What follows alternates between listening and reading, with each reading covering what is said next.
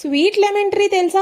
ఇదే ఆ sweet lemon. ఇవి కంప్లీట్ గా పండిన తర్వాత రెగ్యులర్ లెమన్ కలర్ లోనే వస్తుంది. మనకి ఆత్రమాగక ముందే కోసేసామన్నమాట. ఇంకా ఈ స్వీట్ లైమ్ విషయానికి వస్తే ఇది నార్మల్ లెమన్ లానే ఉంటుంది, కాకపోతే ఇది కంప్లీట్ గా పండిన తర్వాత స్వీట్ గా ఉంటుంది. చాలా మందికి ఎర్లీ మార్నింగ్ హాట్ వాటర్ లో లెమన్ స్క్వీజ్ చేసుకుని తాగే అలవాటు ఉంటుంది. కొంతమందికి అలా తాగితే బ్లోటింగ్ ఇష్యూస్ వస్తాయి. బ్లోటింగ్ ఇష్యూస్ తో సఫర్ అవుతున్న వాళ్ళు ఆ లెమన్ కి సబ్స్టిట్యూట్ గా ఇది యూజ్ చేసుకోవచ్చు. బ్లడ్ తక్కువ ఉన్న వాళ్ళకి అండ్ ప్రెగ్నెన్సీ వాళ్ళకి ఐరన్ టాబ్లెట్స్ ఇస్తారు. ఐరన్ కన్సంప్షన్ అవ్వడానికి సిట్రస్ ఫ్రూట్స్ తో వేసుకోమని చెప్తారు, లెమన్ ఆర్ ఆరెంజ్ జ్యూస్ తోటి.